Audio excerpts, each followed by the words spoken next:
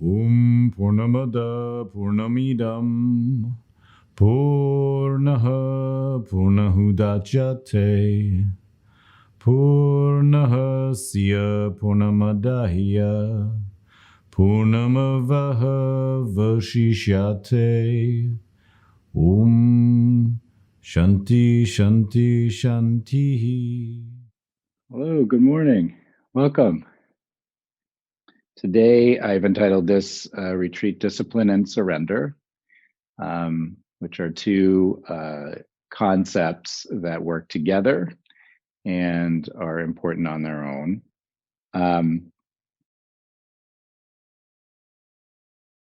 If you study yoga, tantra, meditation traditions, it becomes really clear that discipline is an important piece of it.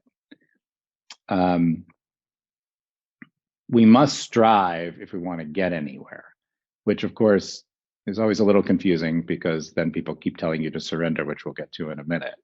But there's this piece of it where you have to do something and you have to be focused. In the Yoga Sutras, it's put this way: practice is the continuous struggle to stay established in the state of the true self. And they sort of like throw in like continuous and struggle. And then it says that practice is firmly grounded when it is pursued incessantly with reverence for a long time. So that long time piece, for a lot of people, including myself, I'm like, I don't know. I'm not quite sure I want to do this for a long time. It's a little scary, and it's asking something of us. And then if you look at more tantric traditions, they do a similar thing. One of the texts we've been looking at slowly is the Spandarakita, and in that text, it talks about how the same energies that can liberate you can bind you in this world if you don't have the right perspective and sort of proper orientation and discipline in your practice. And the little bit out of there that I think is useful is this one. Just as an object that escapes attention is more clearly perceived when we make the effort to see it better from all angles, so the supreme sacred tremor appears to the Tantrika when she strives towards it.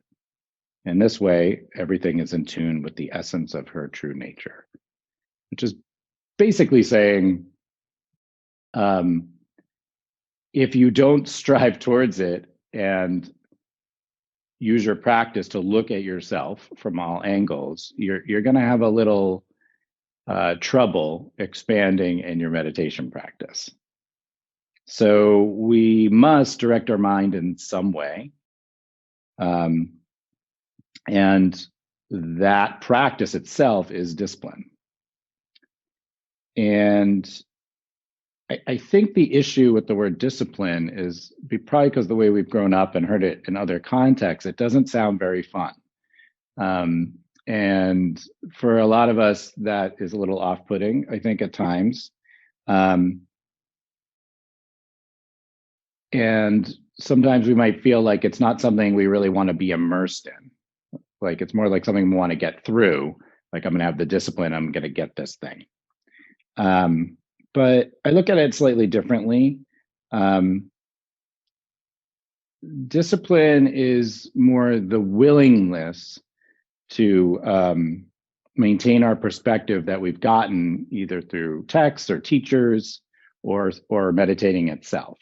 So it's more the idea that we are in a sort of constant state of reminding ourselves of what we want.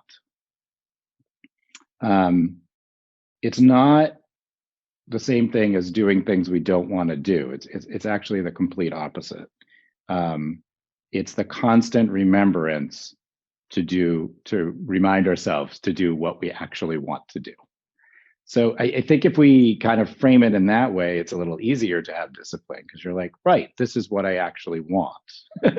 I actually want to know myself. I actually want that. I actually want to be mindful and be more in the present and remember, right, what is truly important. And when we do that, we have the ability to surrender. So without the discipline, the surrender doesn't really come. And remember that the discipline is actually more of a remembrance. And then we have the ability to surrender. The sutras have a real, I like the Yoga Sutras mostly because it's so concise. So 123 says the end of spiritual practice is only obtained by surrendering. It's like pretty clear. It doesn't leave a lot to interpretation. So you're like, okay, I guess I should do that surrender thing. In the Spandharakita, it's a little more poetic, and to me, kind of brings it home a little more. With his only support, the recognition of the heart, the Tantrika is in harmony with the world. So surrender comes by guiding our minds towards truth. So there's lots of ways that's talked about. Some in that last thing from the Spandharakita, it's like knowing yourself, like knowing your own heart is a way to get to that truth.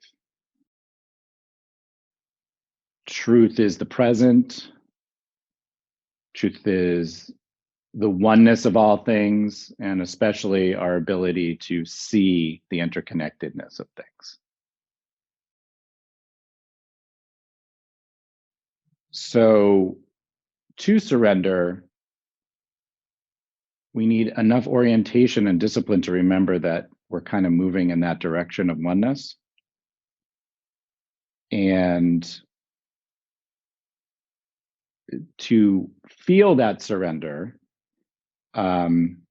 we need to find or feel or know ourselves at our very core. So in yoga, this is usually expressed in two ways. And you'll hear this all the time: knowing who we truly are or finding our heart. Those are like the greatest hits of how yoga likes to like talk about surrender.